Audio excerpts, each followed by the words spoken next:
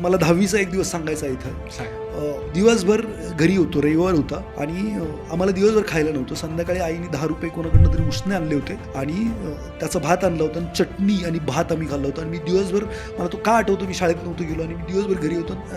भूक लागलेली असते आणि त्यावेळी तुमच्याकडे नसतं ना, ती परिस्थिती मी पाहिलेली आहे. सो मला असं वाटतं की ज्या लोकांना जेन्युअनली खरंच पुढं जायचं आहे, कायदेशीर मार्गाने जायचं आहे, योग्य मार्गाने जायचं आहे, त्यांना मी रेडी आहे हेल्प करा. I am not going to charge anything, पण तुम्ही ती शिकण्याची पण तयारी पाहिजे. मी खूप लोकांना फुकट मदत करण्याचा प्रयत्न केला, पण ती लोक एफर्ट घेत नाही. ते ऐकतात, इकडनं सोडून देतात. का तर काही जात नाही, स्किन इन द गेम नसते, त्रास होत नाही. काही फुकट देऊन लोक करत नाहीत, विकत देऊन घेत नाहीत आणि मग तिथंच राहिलेले असतात.